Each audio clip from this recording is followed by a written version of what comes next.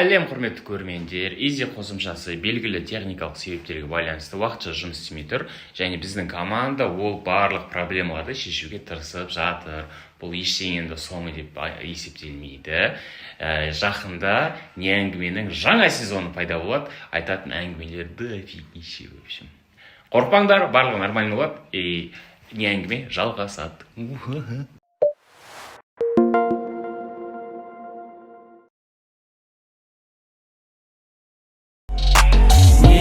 Не әңгіме, не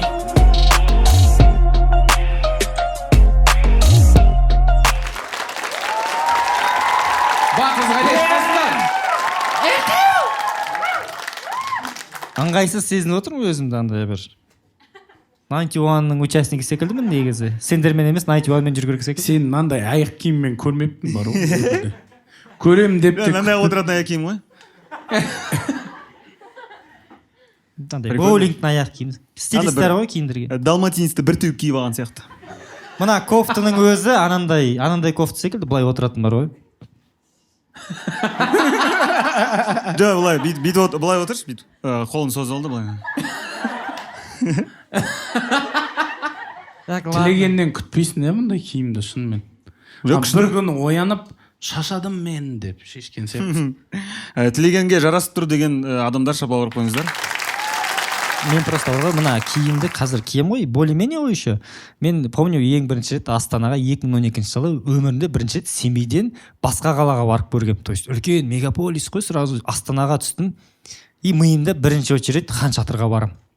Бірден Хан Шатырға автобуспен барып кіремді бүйтіп, Хан Шатырдың ішіне басым айналып қалды ғой. Йо-майо деп былай. И адамдарға қараймын андай күшті киініп, андай өтіп бара жатады ғой. Мен үстімде андай 3000 теңгелік джинсы андай болады ғой, көк, қолыңды қалтаңа салсаң қолың көк болып қалатын андай. Сондай джинсы, үстімде андай свитер андай 2000 теңгелік. Ондай бейшара свитер емес, енді бір 2600 теңгелік. Ол ең әртісіз заттарың ғой үйдегі, ну. күшті деген. Бүйтіп кейін шыққаның ғой еще. Әртіс көйлегің. Свитерімді киіп адамдардан ұялып жүремін. Сол күні андай комплексовать етіп Хан Шатырдың ішіне былай. Бір жағынан бүйтемін былай, мен ешкім танымайды ғой. Бір жағынан сынып кетемін де қайтадан былай, қайтадан короче андай түсінбейді екенсің өзінің ішкі состояниесі. О, адамдарға бәрібір ғой сен неге киіп негізі. Негізі бәрібір екен, иә. Мен Спарта деген тренинг өткем. Қандай? Спарта естіген ме сол туралы? Байлардың бармайтын жері жоқ осы. Спарта деген андай барасын сен еркек қылдырады, ұрсады, сен андай бірдеңеге заттар істеткізеді, еркекский. Иә, сол еркекский заттар істеп, төбелесіп, 40 метрден жіппен секіріп, короче, бәрін істеп, и бір күні Меганың алдында қайыр сұратып қойды. Сен өмірің қандай өмір? Мен өмірім қызық екен, сен тойынған екенсің уже. Меганың алдында қайыр сұратып қойды? Осылай, как раз шалқарға қайта алмай жүр едім, ақша беріңдер. Жоқ, ақшаның бәрін жинап, сен аналарға апарып бересің бе? Бізге командаларға бөліп тастады да, 4-5 баладан. Сендер, короче, бір күннің ішінде бір $1000 ма істейсіңдер деп, $1000 қайыр сұраңдар. Ол ақшаның бәрін аламыз да. Детдомда, иә. Детдомда компьютер алып береміз деді. Көп адам, біз 60 адамда кірдік. 3-ші күнге дейін бір 41 немесе адам ғана шыдады. 15 ұшып кетті, короче, шыдай алмай ше. Шыдады дегенде андай, қойын деп кеткен шығар просто. Жоқ, кеткен жоқ, андай сынып қалды, короче. Біз болсақ, мен неге сынған жоқ, мен потому что ақша төлеп тастадым да, еще мен өзім ойлап жүрмін ғой, далбан, мен маған ақша төледім еще. Ладно, до конца барайын деп. Қайыр сұрау үшін ақша төлейсің бе ше? О, мағынасы неде деп түсіндірді?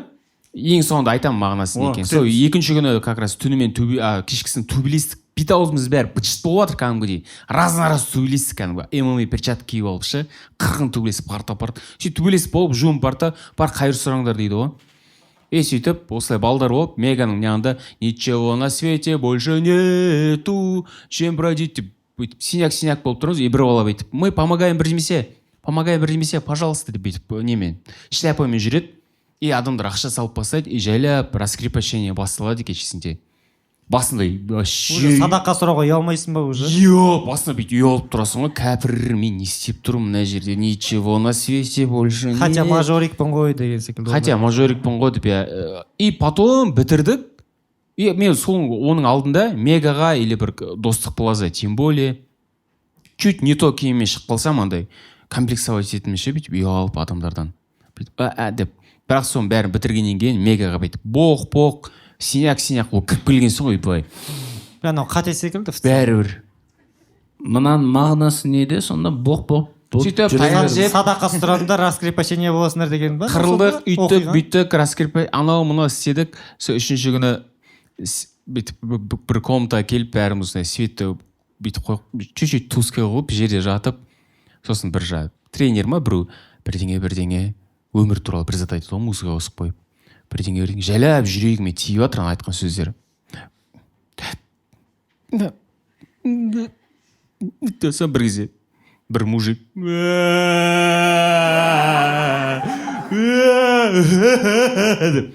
алпыс мужик еңірейді ғой жатып алып. Ё-моё, сәлден 60 мужик болып жыладыңдар ма? Жаңа 40 еді ғой. Жоқ, все, 60 болып кірдік, 15 ұшып кетті, примерно сол 45 мужик жатып деп еңіреп жылап алдық.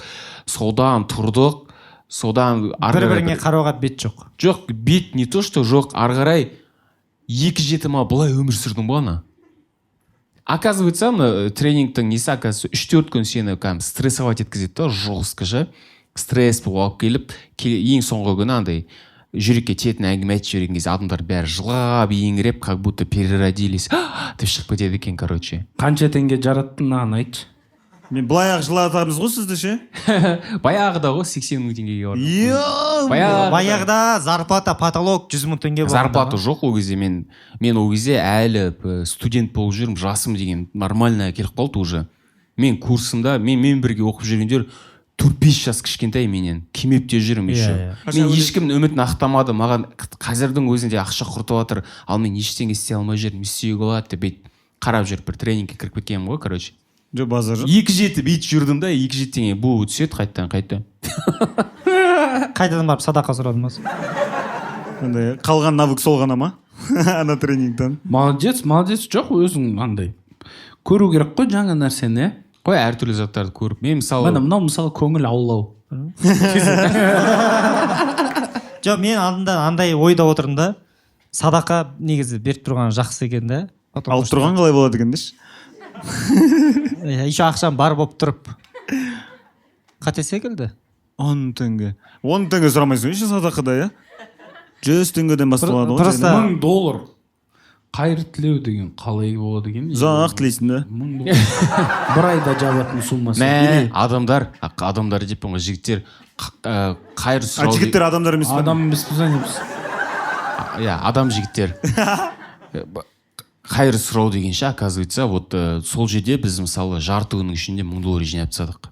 Потом бір какой-то бір сабақ болды кемепте. Егер де сендер осындай проект жасап адамдарға көмектесіңдер, типа экстра бонус береміз деді. Тағы үстінен бағаңа тағы қосып береді да, бағаң жетпей жатса. Короче, сен бизнес-план керек деді, сен 10 адам жинап алдың да барып қайыр тілеткіздің ба? Жоқ, мен өзім шықтым да, мен группам бәрі секіріп кетті, андай слишком высокомерный байдың балдары ғой, олар секіріп кетті, өзім қалып қойдым да, гитарамды аламын да, неге барам? Арбат. Панфилова, Арбатқа барам, отырам да, жерге бір қағаз жазып қойдым, просто по маркетингу, у меня задание, я помогаю людям деп, просто өлең айтып отырым, жарты сағаттай отырдым, милициялар қуып жіберді, келіп не істеп отырсың?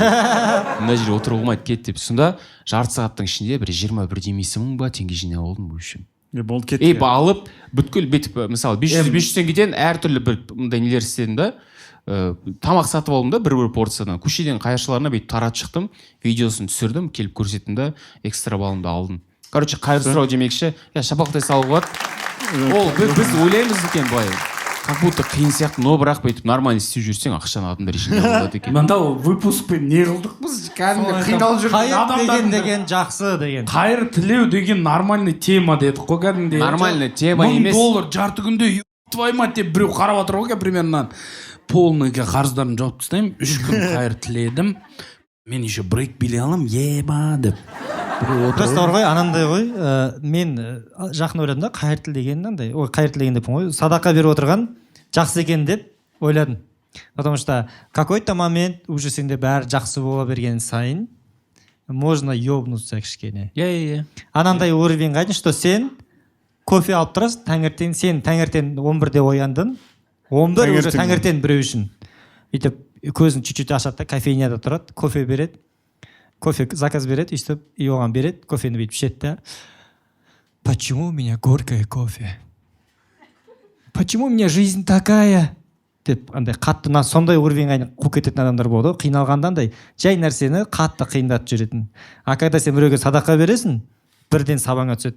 Мен мына өміріме шүкір, міне нағыз қиыншылық көріп жүрген адамдардың біреуі деген секілді всегда сондай ұстап жүреді да миыңда. тілеген ұстазға бір шабал ұрып қойыңыз. Мен сол нәрсені миымда бүйтіп ойланып отырмын да, мә садақа беріп отыру керек екен деген. Керемет, тағы бір ой түйдік.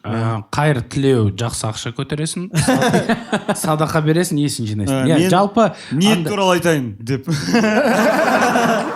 Анау адам негізі мынандай ғой, мен оянам бет, күнім қиын басталып кеткен сияқты болады, настроение жоқ болып қалады, бір нәрсе, и сосын бір жақсы көретін затын жоғалып кетеді да, и тауып алсаң настроениең көтеріліп кететін болады ондай. Адам негізі бар нәрсені бағаламайды деген шын нәрсе ғой. Мен өткенде баяғыда мысалға баняға, общественный баняға барасың.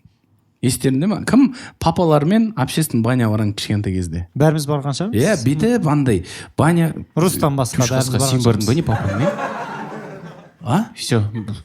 Жан жақта бір қыз шапалар. Общественный баня деген не екенін түсіндіріп жіберейін. Мынандай баня, ол кіресің, елдің бәрі жүреді жалаңаш. Жалаңаш? Иә, жалаңаш. Мынандай шкафчик болады, шкафтың үстінде бір тазик болады. Аны тазиктің көрмегенін жоқ. Былай түсіндірейік, ол баняның үлкендігі сенің вот ванныйың бар ғой, комната. Сол жерде 9 адам жүр деп ойла мысалға. Онда 47 мужик жүреді, арасында бір тәжешка аяқтан жындыршы әді. Сол жерде бәрі приземленный да мысалға ше, ешкім өзіне көп алмайды, сондай вайп еді ғой, мен андай. Неге ондай емес, мне кажется, өзіне көп алатын адамдар болды ішінде. Бір аяғын көтеріп қойып мочалкамен сатын бар ғой. Ол көп алатын емес, ол өз-өзін бостандық тастайтын жігіттер ғой. Ана елестетпей қойықшы. Мен әкем мысалға үйрететін, әуретін жауып жүр, ашық жүрме о жерде деп ше. Мен жабатын, бірақ мен жапқаннан не пайда? Мен жасым 4-5-те. Сен ғана жапсаң еще ше. Бәрі ашық. Менің бойым өте керемет витпен жүрмін да мен. Нижний этажда. Адамдарды түрлерінен танымайсың ба? Мен анатомия сабағын өтіп жатырмын ғой. Қалайсыздар? Мынандай да болады екен. Сіздікі қайда деп ше. Кешіміз өтіп кетсем болады ма деп. Сондай еді. Араларында деп анда джунглида андай. Ужас. Яна папа мен парға барған кезде. Біз қалай садақадан джунглиға кетіп қалды. Енді мен садақа тұрам. Сабақ айтып кеттіңдер ғой, әкетіп жатырмын да былай қарай ше. Сондай шүкіршілік қой негізі түбімнің айны. Иә, жақсы. Сосын папам енді андай кішкене анда по черному жүретін движениядағы кісі етін да. И бір баняның... По черному дегенде қараңғыда жүретін да? Кім? Түсіндің ғой? Не надо усмешать деп. Ана мен әкем біреудің бір сұрағын шешіп береді. Айтасың ба? Тесттегі сұрағын шешіп берді ма деп енді. Бәрін айтып алсаңдаршы. Жоқ, біз жалғастыра беремін. Нормально тыңдап отырмыз. Сұрағын шешіп береді. Сөйтіп ол кісі тұрады да, болды саған менің баняма зеленый свет дейді. И папам бірінші рет андай индивидуальный саунаға кіргізеді, о түсіндің ба? Мен, папа, 2-3 көкелерім, бәріміз талпой номер баняға кіреміз ғой. Ипка. Ешқандай лишний көрмейсің, білген? Өзім туысқан. Шүпәтай деп айт, Иә, шүпәтайларды көрмейсің да, лишний шүпәтайлар жоқ. Өзіңнің әулетін шүпәтайлары бәрін танисың. Кішкентайынан көргенсің, на глазах выросли. И ана өзің туысқандармен келіп, и ана баняда ешкім жоқ, өзіміз ғана. И андай тамақ алып келді. Ана бірінші рет ананы жейсің, қатты қуанып парға кіресің. И бассейн бар ғой.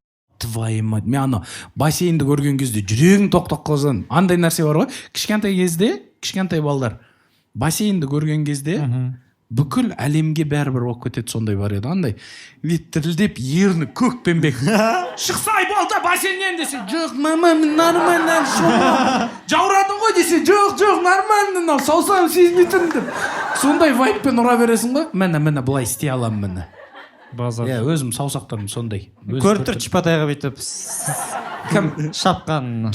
Ол уже аңсағанның фантазиясы. Сөйтіп бассейнде жүрсің күштілеп. Былай басыма тиіп кеткен кезде, извините, можно аккуратно?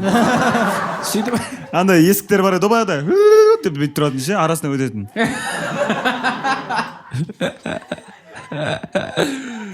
ой, сөйтіп Мына кажактан бәрі ше. Анау баняға кіресің, сөйтіп анау папаның парына түсесің ғой бірінші рет ше.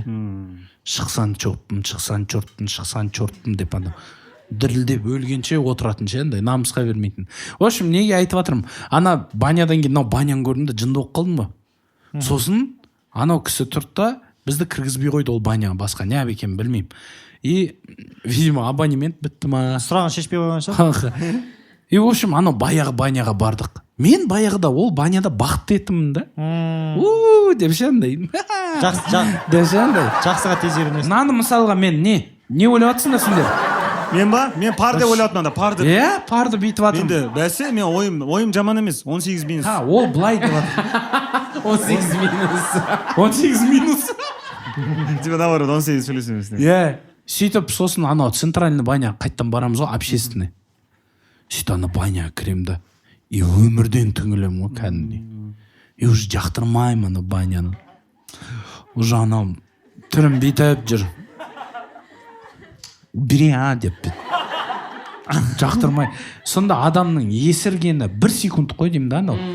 Кеше ғана қандай арасында жүргенді ұмытпа деген әңгіме қойынды деген ма? Сосын өткенде де соны байқадым, ана баняға барған кезде бір нашар баняға барып қалдық та, дұрыс емес істеді бәрін, тамақ дұрыс емес берді, парда күйдіріп тастады, аяқты сондай болып кетті да. Так сложилось. Да, так сложилось. И мен шықтым да, и сездім өзім недовольны болып жатқанын ше, деп бүйтіп отырып. И шошып кеттім сол момент ше. Бізге негізі шүкіршілік ету керек. И анда-санда шүкіршілік ету үшін андай баняға барып тұру керек. Баяғыда қолын жетпейтін заттарды прям списокпен жазып оқып, шүкір демекші сөйтіп жүру керек деп ойлаймын мен. Ja, неде галерея көмектеседі маған. Ja, давай шапалақтайық Жека. Молодец, дұрыс айтады. Өте дұрыс айтасың. Мен бірден шүкір болып қалдым ше.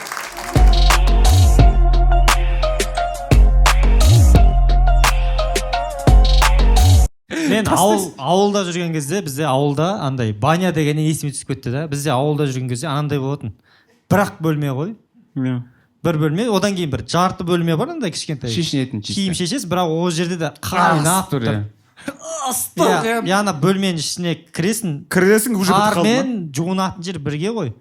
Қатты ыстық анау. Жуынып, үйтіп шығасың да. И андай қыста тем более гамажың киілмей бер. Бұл шығарап гамажыңды кигіз. Ой, енді сен айтпай қой оны. Мен сондай, мен білем ғой ондайды. Болмасын ондай? Менде ондай, мен ауылда тұрған балам ғой тоже. Мен мажорик 10 класстан кейін ғой, жай мажор болып бастағым. Атақ бәрін көрдік қой, тап сен айтып тұрғандай. Иә? Еще кейде до конца баня қызбаған болса, суды аласың істейсің да, жуына саласың. Бізде андай болмақты, әлі баня дайын емес деген. Передайын деген бол. Анау уже кіруге болмайтын. Моншаның өзі өртенейін деп тұрған. Қолыңды бүйтіп саласың да, қалай екен деп бүйтіп қайттан қолыңды алсаң қолың жоқ. Уже анандай кезеңдерде түскесің ғой. Анандай кезеңдерде ыстық су, мына жақта бочкада суық су тұрады ғой. Уже ананша настолько ыстық, бочканың өзі ыстық болып кеткен ғой андай. Чисто сонымен ғана құйып жуына бересің ғой, короче. Ана баняға дейінгі комнатаның өзі баня болып кеткен. Айттым оны жаңа. Сол ма бәсес? Ол жерде мен сабақта болмадым да. Бізде ауылда да апаның үйінде не бар етін да, баня бар етін. Ол воскресенье үшін, тек қана воскресенье. Тек бізде четверг еді. Жоқ, ауылдың бәрі тек қана воскресенье күні жуынатын да. Сонда еді қой, жетісіне 1 рет басымыз жуамыз, жетісіне 1 рет көзіміз жуамыз. Мен вообще аптасына 1 рет жуынатын, кейін душ деген. Менің өзім үйімде душта баняда жоқ етін. Білесің ма қандай бар етін? Мама шайнек қайнатады, бір тазикке суды толтырады да араластырып, а бір тазикке мен тұрам бейді. Сөйтіп анасыка тазикті идеально распределять етіп жуыну керек, и жерге суды тамызбау керек қой. Мама сенен кейін кірді, су тамып тұрма, сен мұрнынан қан тамады ол керек. Слишком ондай емес, мақұл жегізбей ақ қойын. Ұрсатта просто жинады. Менде андай болған, еңбектің бағаланбай қалған кезі, бізде андай үлкен бочка болатын андай, и құдық андай, анандай жерде құдық, соған 2 шелекке суды бүйтіп качить етіп толтырасың да, көтересің да, келіп ыстық су толтырасың, еще бочканы толтырасың, сөйтіп бір 20 рис жасайсың, короче. Бочканы толтыру үшін. Мен нағашылардың баня сондай канистр сияқты, дәу толтырасың. Сен идеальный су жасау керексің, еще андай жуын алатын, үстіңе андай тегізе алатындай су жасау керек. Ыссы тұр, суық тұрады, бір тазикке. Бөлек. Жақпай тұрып, оны сен толтырасың ғой бірінші, содан барып отын жағасың, анау қайнайды, мына жақта бочкадағы суық су тұра береді. И сөйтіп толтырып болам, енді соңғы ристі апарам деп мәз болып тұрған кезде, 2 братчикам кіріп кеткен ғой ішіне ойнап жүріп. Бүкіл анарады білмеймін, бір жерде порошок, оның ішінде еще жеңгелерің ана кір жуады ғой. Сол порошокты алғанда ананың ішіне бәрін суық судың ішіне толып төкіп тастаған ғой бәрін. Келсем, күшті андай ваннаға арналған міне отыр ғой. Көпіріп отыр ғой іші. Екеуі бәтте боқтап екеуіне. Ананың ішіндегі жынданып бәрін. Жүз көтіне кіріш сол екеуін. Ұрдың ба? Есімде жоқ ол жері. Сол ұраяқты деп мен де жыныма тиіп кетті. Ұратында екен. Сөйтіп қайтадан су толтырғам ішіне. Анау флягпен су тасу бар. Нағашы ауылда су жоқ етін да үйде. Ой, сенде өзі сондай екен бәрі. Ауылда, мен үйімде бәрі тема етін. Су, газ бәрі бар. Бірақ ванна не жоқ етін бірінші үйде ше. Мен басында тас қиын болды, базар жоқ. Тас қараңғы. 2009-дан бастап мынадан ғой. Жоқ, тас жоқ ше, енді тас тықыр прям бұл. Тас қиын деген сөз жоқ қой. Кім? Көтін қысшы. Жоқ, сен өзің, мен қателесін деп айтпайсың ба? Көтін қышымен жабасың ба артында? Тас қиын деген сөз жоқ деп айтып тұрмын мен. Тас қараңғы деген бар. Жоқ, андай тас тықыр деген бар ғой, андай прям қатты кедейлік болды басында деген әңгіме бар ма? Бар. Иә, бар ғой. Сен тас тықыр деген жоқ қой. Қу тақыр деген бар. Қалай айтады? Таспен сен жақында ғана қазақша сөйлеп үйреніп жатсың ғой. Жоқ, 3-ші класстан бастап үйрендім. Көрме, мен 1-ші класстан бастап сөйледім. Қараңдар, дым жоқ деген нәрсенің синонимі тас деген сөзбен.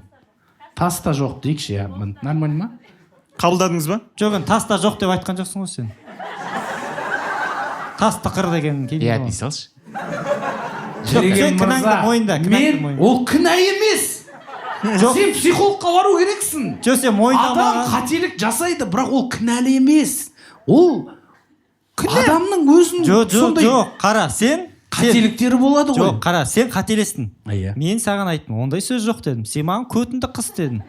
Енді сен кінәлісің ғой. Менің әңгімемнің берекесі бар да, бір пиала береке. Сен оны аласың да, бәрі түсінді мағынасы. Вот, қара. Ол сөзді айттық, біз өтіп кеттік, түсіндіңдер ғой не айтып жатқандан. Сенің әңгімең бұл бәлеқор. Менің әңгімеме бүйтіп жақындап, мен қазақшам нашар екен білдіртіп, бүйтіп, анда пиалайдағы берекені бүйтіп шашты. Жоқ, мен саған. Мені кінәлі қылып қояды, мысалға. Міне сен алма ағашын егіп жатсың. Бір жерінде қателесіп кеттің. Мен сенің алма ағашы дұрыс өссін деген ниетпен мына жерді былай істе деп айтып тұрмын. Сен тұрасың да көтінді қысшы дейсің. Сосын 25 жылдан кейін маған келесің да тілеген сол кезде неге айтпадың, сен алма ағашын жақсы егесің ғой деп маған ренжисің. А мен саған қазір сол кезде өткенде сен маған көтінді қысшы деп айттың, мен саған сол кезде түзеткенде. Енді ана алма ағашын егіп жатырмын, иә мен. Егіп жатсың. Сен келдің да. Мен тұрдым уже сорада. Жоқ, иә, сен тұрдың, міне қарап тұрсың. Мен егіп жатырмын, егіп бастап жатырмын. Сен бір тамырын уже бүйтіп шабайын деп жатсың, міне шауып жібердің. Жоқ, егіп бастап жатырмын. Сен келіп, мына жерің дұрыс емес, бүйтсейші деп істесең, ол бір. Айттым мен саған. А сен бүйттің. Мына жерің дұрыс емес қой. Сосын мен саған тұрдым да, жоқ, енді былай қой. Жоқ, ондай жоқ дедің да сен. Мен тұрдым да, көтін қысшы онда. Не пайдаң жоқ, не настарың. Жоқ, сен неге айтпайсың? Онда қалай дұрыс болады деп неге айтпайсың? Пожалуйста. Мен сен жақтан Мәш, мынау уже, бро, это же что это? Это же абьюз. Жоқ, сен басқа жерден жоқ. сен басқа жерден поддержка іздемей менімен сөйлессейші. сен бесплатно сен Сен то мына жақтан бүйттің, то русқа қой оған мажоритқа. жоқ тілеген не шапалақтатсыңдар бұған мені подавлять етіп жатыр бұл Сен ер жігітсің ғой. қыспаққа алып жатыр Йо, мен неге былай қарай адамдарға айтам өйткені мен сенен адекватность күтіп тұрған жоқпын мүмкін бұлар айтса сен түсінетін шығарсың деп жатырмын анау аңсаған отырады Ей, мен қалай мен адекватын мен түрімнен көріп тұрған жоқсың. Мен де сен секілді чупатай көрген адаммын. Мен де бірдей екеміз. Ниче. не қылдық в итоге Ниче, 2-2. не Пенальти жарайды. бересіңдер. Жарайды, сен жалғастыра аха бер. мен қателік жасадым тілеген кешіріңізші біздің үйде Кешірме. болды кешірші көтіңді бос ұстай бер қыспа Сөйтейін да кішкене теріле кетті уже. Көтім теріле кетті. өшім солай содан дым жоқ Әрбір қазақтың сөзі үшін до конца барам. Деп андай. Қалжыңдаймын. нәрсе Все, давай сосын. бұран су таситын да До конца барам деген өткен жоқ па сендерге? До конца барам Айта бер. сосын до конца Қазақша енді Ей, до конца деген қазақша сөз болып кеткен просто қазір. Да? Мен орыстардан естімеппін до конца деген сөзді. Қазақтар ба до конца? Нешеге де отырдыңыз? До конца отырдық. Қазақша сөз болып кеткен. Орыстар, мы сидели до конца демейді ғой. сосын андай действительно деген сөз қазақша сөз болып кеткен Действительно.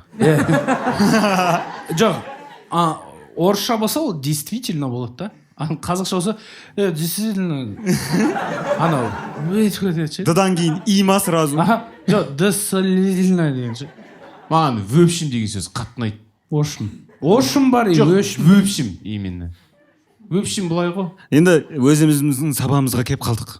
Енді бағана бір жерде Русеге бастады да, сіз өзіңіздің сабағыңызға галереяны ашып, бүйтіп, деп сабағыңызға келеді екен. шынымен де Вот міне, пожалуйста. оказывается в общем қазір де мысалы не істеп бір жағдай дұрыс емес сияқты көрініп бір жан жағымда что-то дұрыс емес анау болмай жатыр анау ақшасын төлемей қойды мен мынаған расчет жасап едім деп жынданып отқан кезде галереямды ашамын да бір бүйте саласың ғой бір лет тік деп айлар өтіп бір 4-5 ай жарты жыл артқа өтіп қарасаң вообще бөлек болған екен ғой жағдайымыз бір жыл бұрын жағдайымыз бөлек болған екен Тико мысалы сен бір жыл бұрын осылай болып отырамын деп ойладың ба ЖК-ға көтін қыстыртып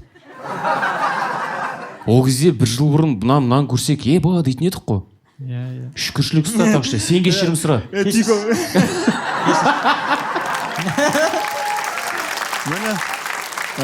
Осымен Тико өз сабасына түсті.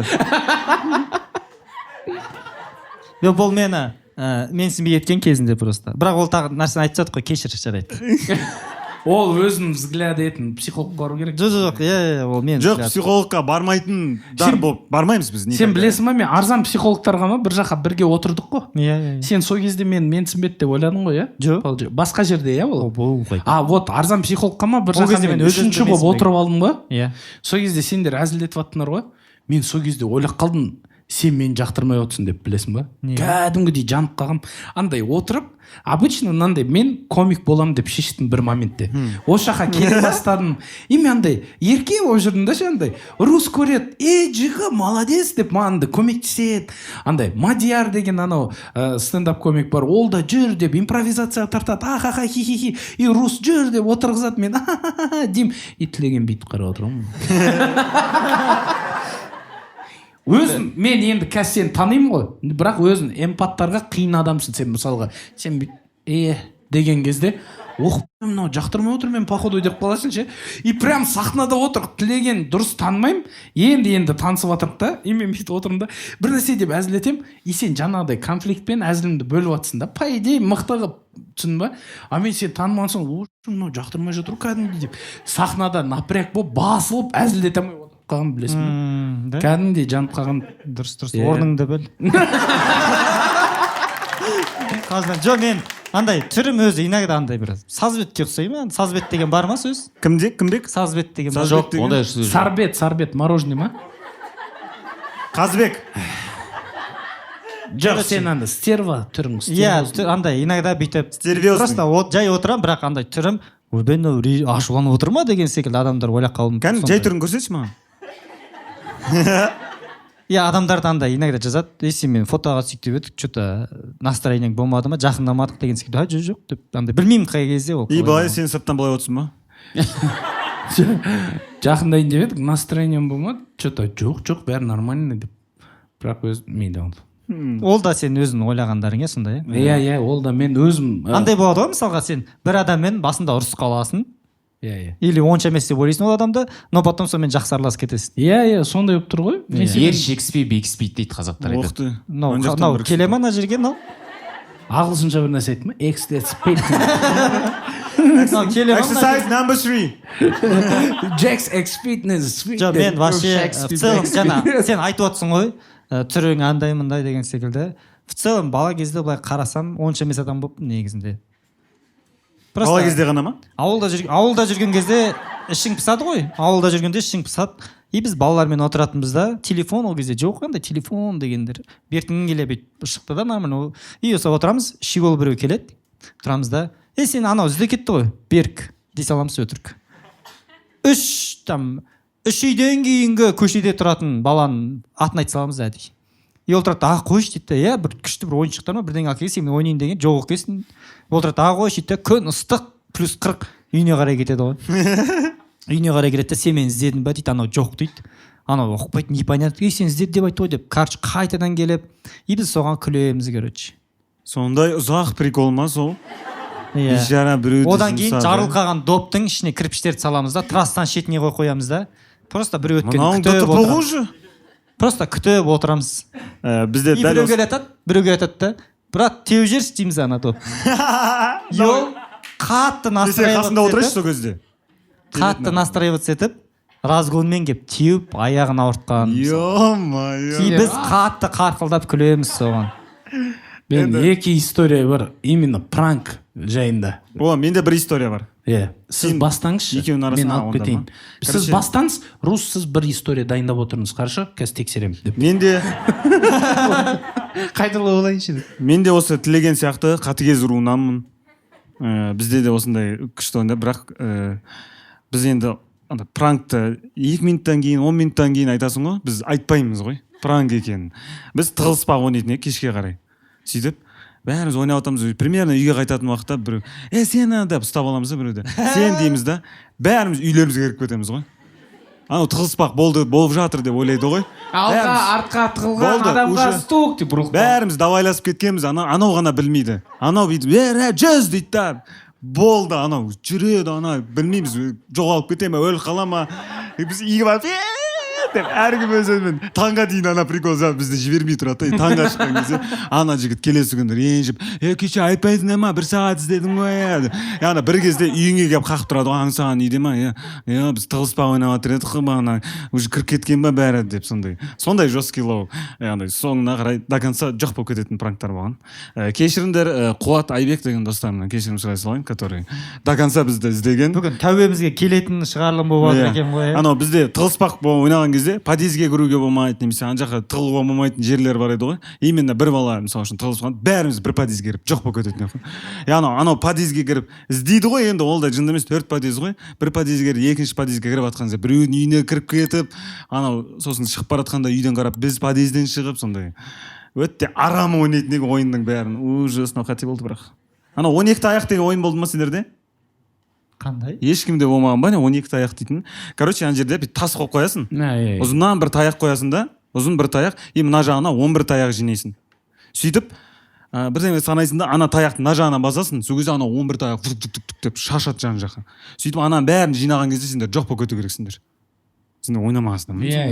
нифига себе сөйтіп анюта все тут деген сол кезде ана бір таяқты алып жоқ болып кетесің ғой сол кезде ана 10 таяқ жинайды да ауышып жүреді сондай да короче 12 таяқтың бәрін жинап сосын уақыты басталады іздейтін тығылыспақтың апгрейд түрі ғой бұл далбаңдап тұрады да 2 таяғын ұрлап кетеді анау таяқты іздеп 1 сағат жүреді ғой ар жақта егер өзің сен өте жестокий егер сен өзің сол андай болып қалсаң майтса дейді ғой сен өзің 12 таяқ жинайтын болсаң өзіңмен бірге 1-2 таяқ ұстап жүресің ше біреу 11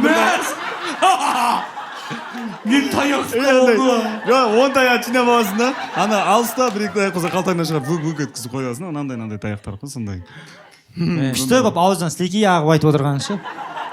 андай жесткий болған емес пе? сен өкініп жатқан жоқсың ба собой? Бізде бір пароль дейтін ойын болды ма сендерде? Пароль дейтін болды ма? Вообще соңы жоқ ойын просто. Екі команда екіге бөлініп алады, біреулер пароль айтады. Сол бір пароль ойлап табады бәрі. Сосын екінші команда соларды ұстап алып қинайды. Пароліңді айт, пароліңді айт деп. Просто жестокость па? Иә, и сен андай мысалы пароль жапырақ, например, любой сөз айта саласың. Жапырақ деп айтсаң, шын пароль ма, өтірік пароль ма? Ей, ана ойынның, короче, түнге дейін шегі жоқ. Ана екінші команда сол, ана бірінші команданы ұстап алып, түнге дейін ұрып, қараңқолы, бәрі сөйтіп. Парольді сұрайтын команданың ойыны кайф екен ба жоқ? Барасың, бәрін ұрып шығасың. Мен андай егер 3-4 адам басқа сурет болса, ол бір-бірлерден сұрай береді. Кім ұсталып қалады, содан сұрайды парольді. Түсіндің ба? Жоқ, мысалы, екінші команда командаға бөлінеді. Мен де андай креатив көргем, пароль дейді ғой. Өтірік қып айтатындар, пароль дейді, өтірік. Пароль деп, короче. Ал анандай креатив көргем, айта алмайым. Давай жиналып алады. Пароль қалай болады? Давай пароль айта алмайым болсын дейді, короче.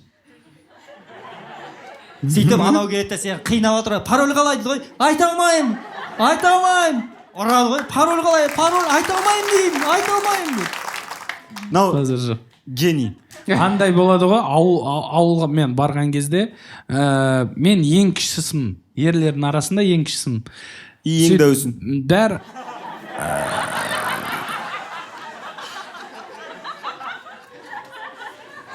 Бә демендер. Көріп отырмыз ғой ең дәу екенін десең. ұмыта салайық десең. Иә, ол факт. Ең дәумін. Мен қабақпын. Осыны айтқым келіп жатқаным десе. Жоқ, дәу деп қана айттым. Мына жақ өзі бір токсичный жақ екен, психологқа бармайды. Непроработанный жақ екен. Вообще. Что впитываешь, то и отражаешь. Не дейді? Что впитываешь, то отражаешь.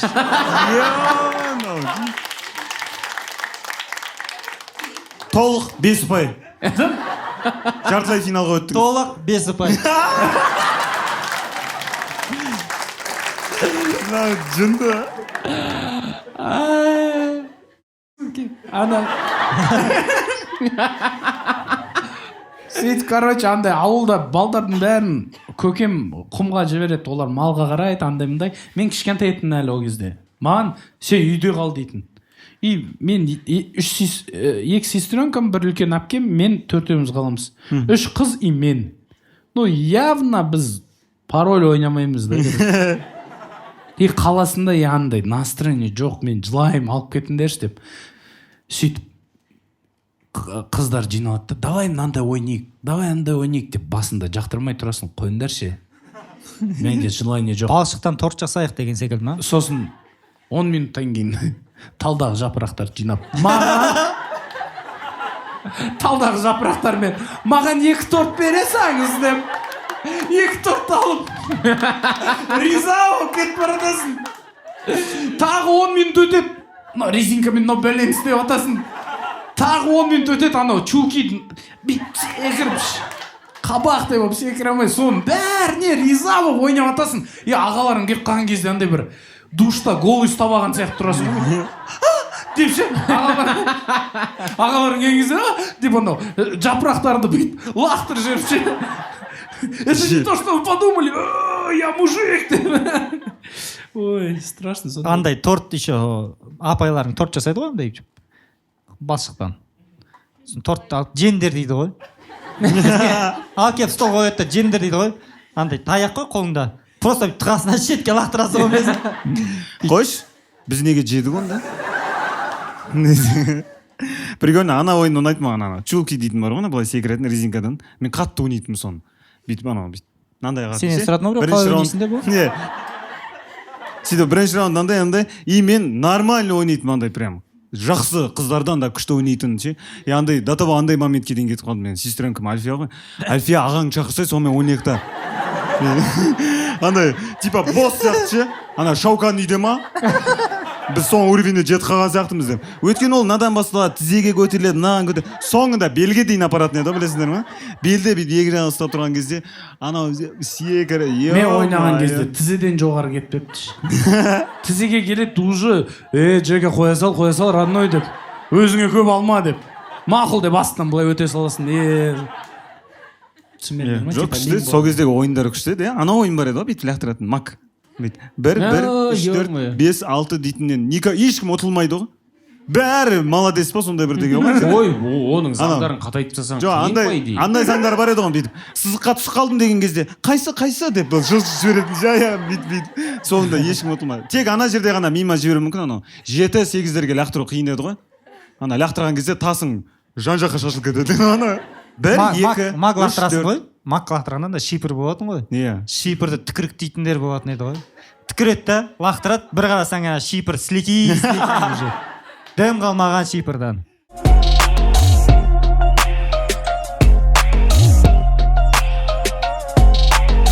Менде бір күшті пранк история бар айтпақшы.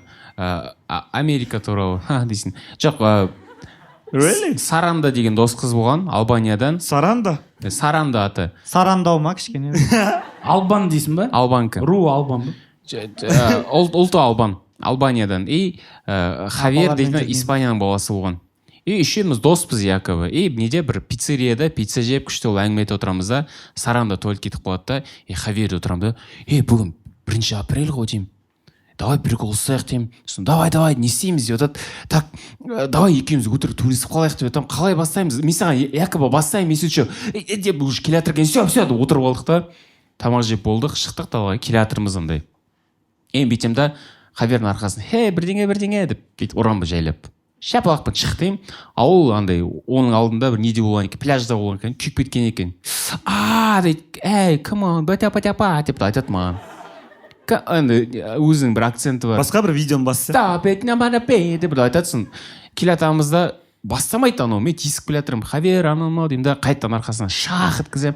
Атол деме, come on, батя, деп атсың. Уже универге жақындап қалдық уже. Общаға қарай. Сөйтіп, келатам, солай тисіп келатым, біреусі дұрыстап құрсын. Орайын, ятпылар деп арқасынан. Хавер, бірдеңе деп. Шапақ еткізіп ұрған кезде, деп артқа бұрылады да, маған сыртымен битімне шақ еткізеді ғой, прикинь, Хавер. Шақ дейді. Да, ну нахуй деймді. Битіне шапатақ еткізем ана. Бразильский кино ма? Сен маған пранк деп ойлап отырсың ба? Или кішкене непонятно болып қалдың ба? Жоқ, ана жерде пранк бастап жатырмыз, но бірақ ана мен былай қатты тұрып жүрген, мен де жынданып кетіп, жіберіп шапалақты кигізіп ол тұрады да, деп уже ол испанский сөйлеп жатыр да дейді. Мен бетімнен. Сен де шешеңді әкетіп жатсың ба? Жоқ, мен бүйтіп деп отқан кезде мен бетімнен сал жібереді ғой. Шешең деп. Мен ұрам ғой, екеуміз кәм. Сендер былай тұрсыңдар осында. Шал бандай. Арттарына бір адамнан тұрма, құлап кетпеу үшін. Шапалақта кеп. Жоқ, біз енді бүйтіп тұрған жоқ, былай сөйлесіп жатырмыз, бірақ ол испанский сөйлеп жатыр, мен қазақша сөйлеп жатырмын. Екеумізді разводимыз уже андай. Бір бітірейік десек, ана тиіп кеткен кезде қайта жіберген келеді да, каждыйымыз соңғы шапалақты беріп тоқтатқымыз келіп отыр, бірақ одан сайын кетіп бара жатыр ондай. Ана Саранда ортамызға түсіп, guys деп кәдімгі жылағысы келіп дірілдеп жатыр да, ана бүйтіп Саранда қолын алып бүйтіп ысырып жібересің, қыша. Уже жайлап кулаққа дейін кетейін деп жатқан кезде бір не магазиннен ба, бір черный ат шығады да, мен тер шақырамын ма? Хелет уже типа ағылшынша. Қазақша ма? Мен тер шақырамын. Алкалды капс бірдеңе деп айқайлап жатыр. Екеуміз бүйтіп тоқтатқан кезде Сара жылап қашады. Деп қашып бара жатыр. Екеуміз бірімізге қараймыз да, пранк деп айқайлаймыз. Сол артқа бұрылады да, жылап келеді. Are you serious? Деп жылап күліп жатыр, күліп жылап жатыр. Сендер бір-бірін жақтырмай тұрсың. Жоқ, біз Хавер екеуміз де бүйтіп, пранк қой, деп күліп жатырмыз, но бірақ көттеріміз діріліп деп. Сен тұра тұр, біз дальше пранкты ойнап тастайық. Періс тастаса. Сонда екеуміздің де бетіміз қып-қызыл болып сөйтіп қайтқанбыз. сөйтіп қиын пранк болыпты қиын пранк. бірақ андай то что саранды тап сондай эмоциялар кіріп шыққанына потом екеуміз успокаиваскеннен кейін мәз болдық. Молодец. Көп қызыл. Ананың арқасы ісіп кеткен. Арқасына крен жағып. That was so funny, bro. Жоқ, күшті, мен бұл пранктың соңын андай елестеттім, типа рус ұрады, анауды ұрады, анау рус соңында ұрып тастайды, ол короче Хавьер ма? Хавьерді ұрып тастайды, жерге ұрып атады, дук ұрады, и сәлден Хавьердің үстінен ақша шығады. GTA-дағындай. Ақшаны алып алады, сосын ар жағында саранда бүйтіп кетіп барады. Сарандан қазына арасында ені басасын. Ана біздің мен анау біздің батяларға қараймын да. Біздің батялар андай ғой. Серьезно ондай. И былай елестете алмайсың, олардың бақытты ғұмыр сүргенін шандай деген. Вот елестете алмайсың шандай ха-ха ұстап жүрген. Бірақ папаның историялары шын кішкентай кездегі солардың пранктары, пранк қойын действительно. Мені айырған бір пранк бар. Өте обычный пранк. Бірақ мен сол 4 көкемді елестетемін. Даже үлкен кісілер ғой. И кішкентай кезін елестетсең, кішкентай денеде тура сол басталады ше. Кішкентай көкелер. Иә, кішкентай көкелер. И сол же ха-ха болады андай. Папа бүйтіп отқанда не істерін білмей отқанда, короче. Братчикалар жүрген, короче. И чамс деген ғой. И бәріне не істейміз? Шықсы келген. Кішкентай болды. Тышамыз? Иә, туалетке апарымыз деген ғой папама. Аха, все. Чамыз, yes. Take a shit, чамыз. Өте көп рет чамыз деген сөзді айтпаптым дейді. Сөйтіп ана жаңағы батя тұрғанда, короче, кішкентай ғой, батя 12-13-те где-то. Бәрін бір жерге чытыртқан ғой, короче, бір куча. Сөйтіп олар туалетке барады жаңағыдай. Сөйтіп үлкен бір куча жинайды. Кешіріңдерші, тамақ жеп жатсаңдар, ренжімеңдер, қантты алып беріңіздерші деген сөз. Сөйтіп ана үлкен бір куча жиналады. Бәрін кішкентай балдардың. Сөйтіп папа оның бетіне коробка қояды да бүйтіп қарап тұрады да. И бір көкем бар. Өте андай апамның ең жақсы көретін баласы болған ғой енді. Андай жақсы оқыған, үйге қараған, в общем бәрі жақсы, ең жақсы көретін баласы. Сол көкемді шақырған ғой, бергеш деген. Мен кептерлер ұстап алдым деген. На коробканың ішінде еді. Маған қатты өтті осы пранк. Әлі істей алмай жүрмін соны. Біреуге келіп кептерлер ұстап алдым десем, сенбеңдер. Гештальт бар ма? Сөйтіп анау көкем кәдімгідей дайындалған ғой, 15 минут дайындаған ғой, тоқтамай. Мен ашам, ұстап қал обязательно деп. Сөйтіп коробканы ашқанда көкем кептерді ұстап алды. Не деген кайф пранк просто, ойлашы, азан мен оям, пландарын жоқ. Ауылда жүрсің, қораны жинап, банк кептерлеп. Енді ол көкенің алақанында мәңгі кептері бар. Жаным ғой ол көкем. Нан көрсе көтінді айыратын жүрсің. Атын айтпадым бірақ. Күштеген. Жалпы кішкентай кезімізде сондай ойындар қазір қызық емес қой ондай ойын. Төртемізге ойнайық десе ондай ешкім ойнамайды да ғой. Жоқ, мәселе біз ойнайтын жастан өтіп кеттік қой, сол үшін қызық емес та. Сен қазір маг ойнап отырсаң 30-ға келіп. Жоқ, қазір кішкентай балалар да ойнамайды ғой. Ойнайды. Кішкентай балалар ойнай ма? Ойнайды, есік алды ойнайды. Мен інілерім бәрі ойнайды. Мен ойлайтын қатты телефонға кіріп кеткен шығар деп. Шырын андай далаға шығып бір-бірімен алысып, футболға қатты ғой қазір балдар ше. Мен қанша інім бар, бәрі футболдан басы кетіп қалған кәдімгідей. Не все потеряно дейсіз ғой. Потеряно, яс. Сен айттың ғой, қыздармен ойнайтын едім, бірдеңе. Сестренкалар, апаларым барлығы куклаларын алады да, бәрі отырып алып киім тігеді ше куклаларына. Бәрі киім тігеді. И мен қастарында тоже киім тігеді, бірақ өзім Робокоп ма. Тема опай. Мен де андай Робокоп. Прикинь, Робокоп үстіне костюм. Тоқтай тұр. Робокоп болмас енді. Менде Робокоп болды, кішкентай бір Робокопым болды, өзінің еще андай буындары бар, мощный Робокоп. Буындары қозғалады. Сәл андай болды. Мұндай Робокоптар емес, бүйтетін Робокоп емес, бүйтіп істеуге болады, осындай Робокопым болды. Соған шортик, футболка тігетін тоже кішкентай кезімде. Андай конченый ойыншықтар болушы еді ғой, вообще қимылдамайтын, әшейін қатып қалып. Анау солдат бар еді ғой. Сен неге тұрып аласың? Көрсетім келіп тұрса солдатты. Серфер солдат. Аяғында бүйтіп ұзыннан бүйтіп андап тұрады, не істесең білмейсің, ана отырамайды, құламайды, ана бүйтіп күшті насалдаттармен насалдаттар төбелесейін десе бәрі просто бүйтіп тұрады. Кейін мынандайлар шықты ғой уже кішкене бүйтіп қозғалатындар шықты, бүйтіп мынада ататындар шықты. Қазір мен скоро балама өзіме ала алмаған заттардың бәрін алып беремін. мен соны күтіп жатырмын. Иә? Күшті нәрсе ғой. Балама ойыншықтарды өзім үшін аламын ғой, иә. Легодан ойыншықтарына вертолет алғым келді. Вертолет. Твою мать, вертолет! Ұшатын вертолет! Прикинь, балаңмен отырасың. Демеші, ана балаң отыратын, пап, это нормальный вертолет? Деп, это вертолет! Мен өзім крышам кетіп қалатын сияқты. Анау пульт управления машиналар қазір вообще отморозок машина. Комнатадан комнатаға. Ойнамайды ертең. Менде 2 ұл ғой. 2 қора ойыншығы бар, ойнамайды бүйтіп. Рахмет, вау. Біз ойнаймыз ғой. Біз балалардың ойнаған керек емес, өзіміз ойнасақ болды. Вертолетті люстраға тигізіп ше. Ана фантазия, бала кездегі фантазиялар өскен сайын жоғалып кетеді, байқайсыңдар ма? Қайда ол фантазиялар бала кездегі? Мысалға, мен екеуі бүйтіп, мын жақта бір ойыншық, мын жақта бір ойыншық, екеуі бір-бірімен төбелестіргенде көз алдымда екеуі кәдімгі қырылып жататын. Иә. Қайда сол фантазия? Фантазия демекші.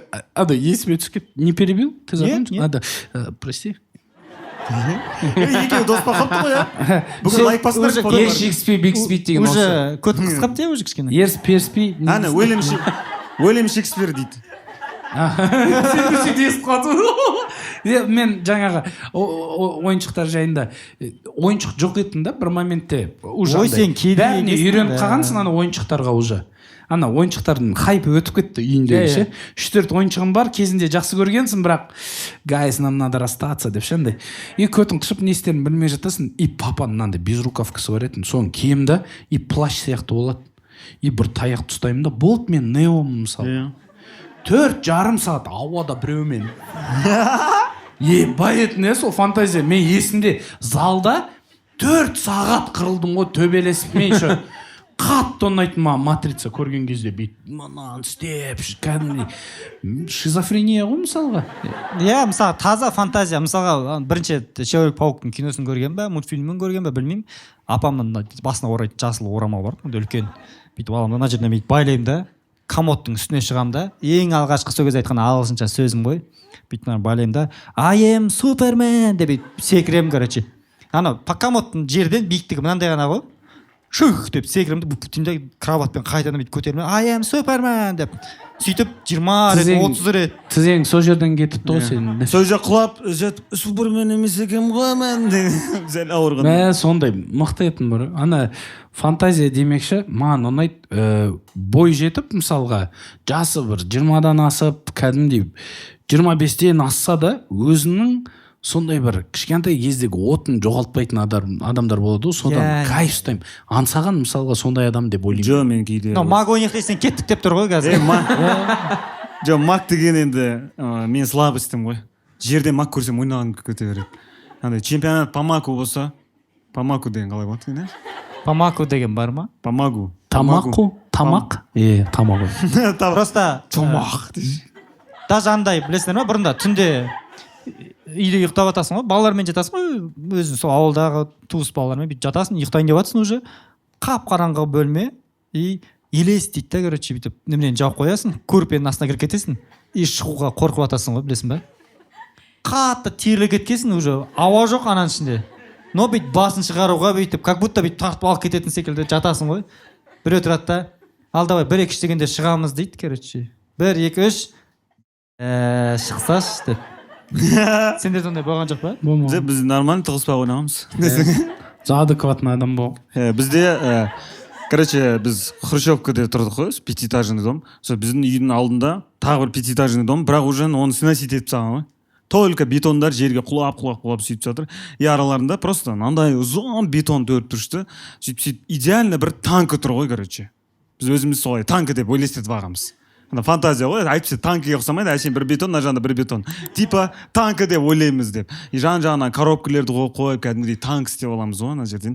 И күнде чадам қайда барамыз, жүрсей танкі жаққа қарай барамыз деп. Сөйтіп ана жерге барып, и ана ішінде оружияларымыз бар. Просто ұзын темір, сәл мына жағы майстрасында, күшті дроваш қой дейтін. Өтірік нәрселер сөйтіп. И ана танкіде всегда жиналамыз, танкіге барамыз, ана жағында примерно бір 5-6 андай бүйтіп ағаштап бүйтіп ілдіріп қоямыз да, типа мыналар немістер деп жан жақтан ше, ана жақтан келді, мына и сөйтіп всегда ойнап жүрміз, таңгіден ойнап жүрміз. И бір күні ана жерге новый үй салатын болып полный сносить етіп алып тастайды ғой кәдімгі ана бетондар тұрғанды алып тас тақыр жер болып қалады. И ол жаңалықта бүйтіп айтады бір досымыз: танкіміз жоқ енді дейді ғой. Андай бір бізде настроение түсіп кетеді. Не болды десе, полный сносить етіп тастады, танкі бәрі кетті деп. Андай бір түрлі естіледі ғой. Анау жестокий бір пранк есіме түсіп кетті. Дос бала айтып берді, КТЛ-да оқиды да. КТЛ-да телефондар ол кезде кнопочный СМС-пен сөйлеседі. Қыздар жоқ қой КТЛ-да, өңшең балдар. И короче, бір қызбен бір жақта пересекаться ете ма, сондай болады. Бір бала сөйтіп анау екінші телефон алады, ол номері жоқ ана балада. И жазады анау балаға, қыз болып, түсін ба? Анау бала кәдімгі класста отырып бүйтіп жазады: привет, как дела деп ше. Анау бала кәдімгідей мәз болып сөйлесіп жатыр. И балдар сөйтіп прикол ұстайды дейді да кетеді. 2 сабақ өтеді, 3 сабақ өтеді дейді. 1 күн өтеді, 2 күн өтеді. Ана балаға қарап жақындап бүйтіп кесе, прикинь, 3 күн бойы қыз болып сөйлескен ғой ана баламен. Шақ-шақ ойға кіріп кеткен ғой. Сөйтіп ол өсіп никонет болды десе.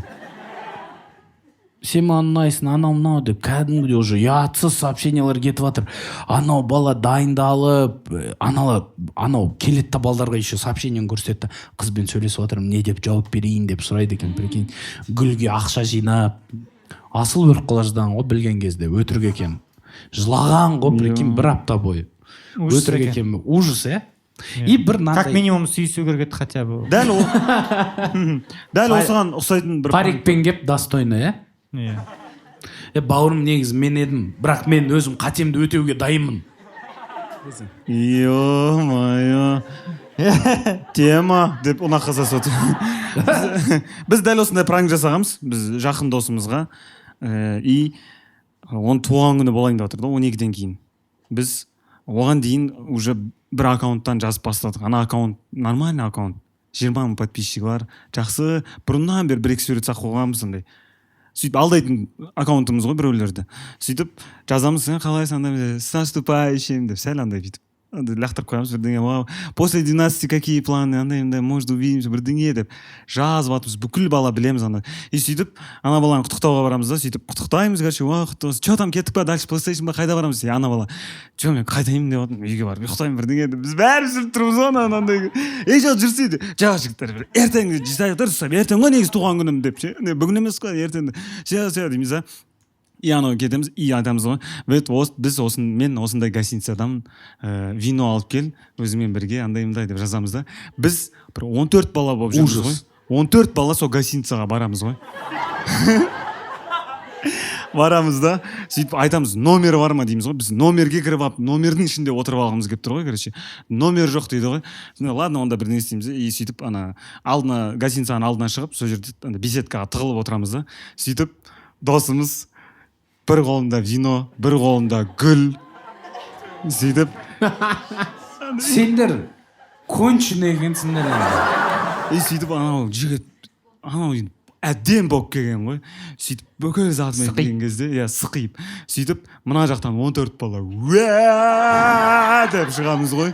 И ойла енді, бір адамның буллингі, ол, ладно, бір адам буллит етеді, 2 адам буллит, 14 бала буллит еткен кезде, ана деген кезде анау не істе, анау айтады ғой: трусыма дейін ауыстырып келдім мен дейді ғой, үйге барып душқа түсіп келдім ғой мен дейді ғой. Сөйтіп болды, онда жүр кеттік дальше деп, сөйтіп дальше туған. Таза тұрсымен алып кеттіңдер ма сосын? Сондай.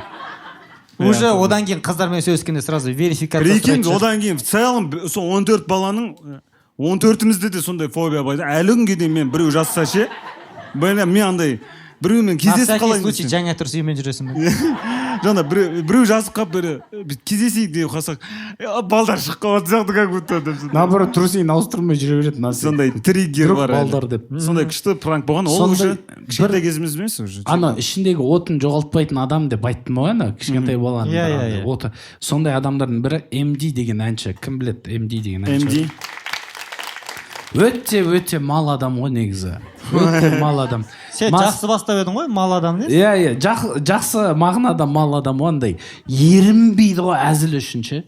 Мен Лимба, Лимбаның досы Ануар деген МД, бәріміз бірге Москвада тұрамыз. И андайда МД басқа квартирада тұрады. И ол біздің үйге келеді анда-санда. И мынандай прикол бар. Біз көрмей тұрған кезде жаймен люстраға носкиін іліп қояды. И болды, біз отырамыз, тамақ ішіп жатамыз. И біреу байқайды да уа-ха-ха деп күлеміз. Болды, сондай прикол мысалы, ерінбейді. Сосын андай бір рет болған. Асықпашы. Bir күні үйге келеді, и біз байқамағанбыз ғой. Бәріміз спальнда жатқанбыз, сотка шұқылап, там Лимба өлең жазып жатыр. Кейбір кезде спальнда естілмейді, андай тыныш бөлме. И ол кірген акасы, ешкім жоқ екенін көрген да, екінші спальняға барып жатқан, түсіндің ба? И 3 сағат сериал көріп жатқан, ешкім кірмеген. Сөйтіп жаймен жиналып, киініп, үйге қайтып кеткен ғой. Түсіндің ба? Күткен ғой до конца, түсіндің? Сондай приколдар бар өзінің. Бір рет келіп, ешкім байқамаған, и қонған ғой, до конца бөлмеде күткен ғой. И кіріп қалған кезде, мына жақта жатыр, уа-ха-ха, болды, сондай прикол да. Сондай прикол айтпақшы, адамдардың бірі Асхат Ниязов, по идее. Асхат Ниязов деген Тико бар, Тико Грузияға бардық қой, есіңде ма дейсің. Тико бар, мен бар, там Айгерім бар, талпамыз өзіміз. Грузияда жүрміз, бір ресторанда отырмыз. Бір кезде отырып, тамақ заказ беріп отырсақ, бір кезде ресторанның ішіне дютонды гитардың шықпаған музыкасы ойнап бастайды ғой. Әлі шықпаған, тек қана андай избранный адамдарға демкасын жіберген музыка Грузияда уже ресторанның ішінде ойнап бастайды. Біз бәріміз, что происходит? Мұны қашан шықты? Мұны Грузия шазамды қосамыз, бүйтіп шықпайды. Еще ана дютонды гитара, смотри, что происходит? Деп айтсақ бәріміз. Асхат Ниязов ар жақта терезеден деп тұр. Енді ерінбейді дегенге келсек, Асхат Ниязов сонда бізді стористен көріп қалған, біз Грузияда жүргенімізді. Ол вообще басқа қалада жүр. Қай екінші қаласы? Біз ол кезде Кутаисида жүрген адам бізді Грузияда жүргенімізді стористен көріп, Грузияға ұшып келіп айтпай, мына жерлерде қазақтар жүру керек, осы жерлерде деп осы бір районға келіп, қазақтар жүретін ресторан ішіне кіріп, мынаның іші забиты болса, бұлар, значит, мына жерлерде примерно жүр деп, самокатпен жүріп, бізді тауып алған, көргенде бір жерге барып, колонка сатып алған. Өзі бір сондай ішіп-пісіп жүретін адам ма? Ол сол үшін андай блог жүргізеді ғой. Өзі терезеден қарап тұр, қасында бір әкім. Терезеден қарап, барып, 60 лирге сатып алып, бейтіп тығылып келіп, задний ходтан бейтіп қойып, соң қосып қойып, деп тұрған екен. Әкімдерді де сөйтіп табатын шығар деймін да, бейті. Самокатпен. Сөйтіп, ана МД-дің историясын соның айтасың. Историяны вообще чистіп тастадың ғой бетіне. Жоқ, тема. Енді МД-ге қайтып барайық деп. Жоқ, сен мен бөлдің, мен наоборот тоқтап, сен историяны тыңдап, ары қарай жалғастырып жатырмын. Мен қағам ғой. Ты что? Это наоборот уважение, бро. Да, все, спасибо. Мы с тобой не токсичим. Не будь как они, бро. Все. Бір екеуің сөйлескенде тестостерондарын түсіп кететін секілді кішкене. Біздікі, біз бірінші орындамыз, айтшына.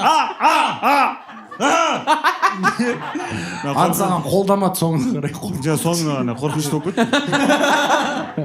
Жоқ, сөйтіп жаңағы МД-ді түсіндірдім ғой қандай, анда қуғынбай ғой, короче, прикол үшін алысқа баратын адам. И Лимба бір күні тұрады да, соған прикол ұстаймын дейді да, қалтасына пакетик чай бар ғой кәдімгі. Просто қалтасына салып жібереді. Типа анау үйге барғанда қолына салады, чай дейді. Соның стилінде қазір өтсін ба? Бір түрлі екен ол. Маған мені срочно МД-мен Лимбамен таныстыршы. Сондай қуғынбайлар. Өте бақытты кезенше сол прикол жағынан. Сөйтіп, біз түн ұйықтап жатырық, болды. Анау оянамыз, короче. Лимба оянады. Лимбаның спальнийна бүйтіп баратырмын, жан-жағым, немене Лимбаның бөлмесіне кірем, Лимба көзін ашады, и қасында екінші подушкада чайный пакетик жатыр. Не мынау дейміз, короче. Сөйтіп чайный пакетикті алады, бүйтіп ашады, короче, подушканың астына ашады, көп чайный пакетиктер жатыр. Шешен дейді, анан жинайды, короче, бәрін шығады, барып тісін жуайын десе, тоже чайный пакетик жатыр. шығат аяқ киімінде чайный пакетик, куртканың қалтасында, короче, эмди азанмен келген да. 10 пачка чайный пакетикті бүкіл үйге тығып тастаған ғой, прикинь. Бір ай өтеді, әлі күнге шейін шығып жатыр ғой, ойлашы чайный пакетиктер. До того тығып тастаған ғой, андай бүкіл жерде тамақ пісірейін деп жатыр, духовкада иіс шығып жатыр бір түрлі. Духовканың ішіне тығып кеткен ғой мал. До того ерінбеген ғой, ерте кеп біз ұйықтап жатқанша бүкіл жерге салып кеткен ғой ана үйге. Үйді тапсырып жатыр, уже басқа үйге көшейін деп жатсақ, хозяйка алып шығып жатыр ғой. Ребят, почему у вас душевой вот сверху чайный пакетик лежит? Вы что? Чайкаманы? Оқытып жатсыңдар ма мына үйді деп, короче. Барлық жерде ғой, ойлашы. Сонда ерінбейтін адам ғой. MD, шараут, брат. Иә, күшті. Қалай? Шар. Просто шараут па? Иә. Ондай жаман сөз емес па? Қазақша айтсайшы. Шары ауыты. Просто бір түрлі адам екен. Жоқ, күшті, мен MD-мен дос болдым. Бір түрлі адам екен. Сен бір токсик екенсің дейсің. Жоқ. Күлкілі ғой? MD қанша қартайып Қанша бәрін шашып тастаған күлкілі ма? Өте күлкілі. Маған өтіп кетті. Ысырапшылдық. Бұл Андай, зато Сөзбен күлдіртсін. үйде су басып кетсе, зато үй полный чай болады. біз оны лақтыр жерген жоқпыз ғой. Жоқ, ол ыстық су басып кетсе ғой еще. Андай суықты да іше бересің да, иә. Болды мен неге MD ондай қанша өсіп кетсе де, 30-25-ке келсе де, неге үшін жас болатынын білем. Өйткені ол всегда как 18. Через года. Через пространство. Через пространство деген, тва деген. Өйткені пространстводан өту керек. Пространство. Күшті, MD. Болды, мен MD-дің әндерін бәрін ондай. Болды, алматинский джаз, алматинский қыз.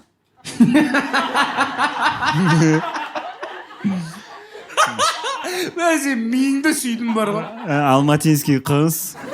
Так, ладно. Сонымен түйіндей келе не болды ал?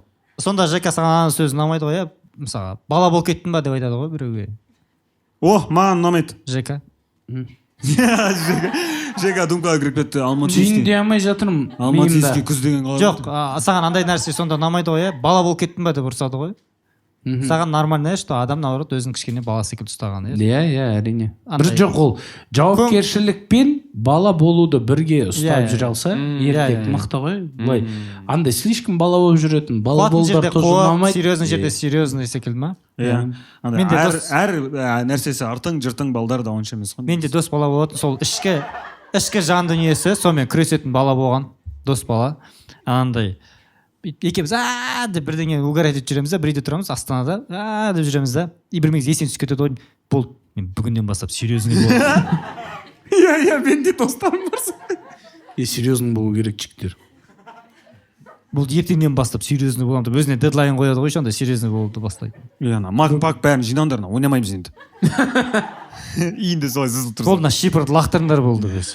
Иә, ең күшті, ең андай уютный балалық кезімдегі естелік, ана үйдің ішінен үй істейсің ғой.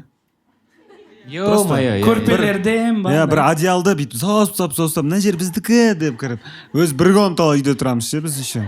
Соның үш бұрышынан бір өзіңе. Бала кезде кез келген адам как будто андай бір өзінің угологы болған қалайтын секілді. Ауылда жүрген кезде, короче, мен балаларды жинаймын да, жігіттердің бәрін жинаймын да, давайте біз өзіміздің бір угологымыз болсын, бір шандай үйіміз болсын, офис болады. Бәріміз жиналып, сонда неше түрлі пландарды ақылдасамыз деймін. Білмеймін қандай пландар. Неше түрлі пландар, Барбаросса бәрін жинаймыз пландар. Сөйтіп арамыздан Гитлер шыққан. Бір бұзылып жатқан жерден андай тачкамен барамыз да, кірпіштердің бәрін тиейміз да, балғамен короче кірпіштерді тазалап, балшық раствор езгізем, раствор езет. Мыналар как стройщик болып жүрсіңдер? Кәдімгідей біз андай кірпіштен бір комната жасайық деп отырмыз ғой. Сөйтіп тұрамын да. Сендер до конца кетіп. Сөйтіп бір кірпішті қоямын да, раствор жасап қойған ғой, уже кішкене чисто балшықты суға езіп, бүйтіп біреуін аламын да, ананың үстіне жағамын да, бүйтіп бір кірпіш соның үстіне қоям былайынан, үшіншісін алам, қоям, ана жағамда төртіншісін қоям, бесіншісін қоям, и менің миымда ана комнатаны қалай жинау керек, былайынан бір қабырға құрғызып тастаймын да кірпіштен, сөйтіп короче көтерем деп ойлап тұрмын ғой. Сөйтіп мұнараға көтерем ғой, сөйтіп анау, и бүйтіп тұрады да, уже құлап барады ғой, ста деймін да, стап тұр деп, короче, анау уже былайынан стап тұр ғой. Бір мезгілде шаршап кеттім дейді, онда жібере сал деймін, жіберем, ана бірде деп құлайды короче.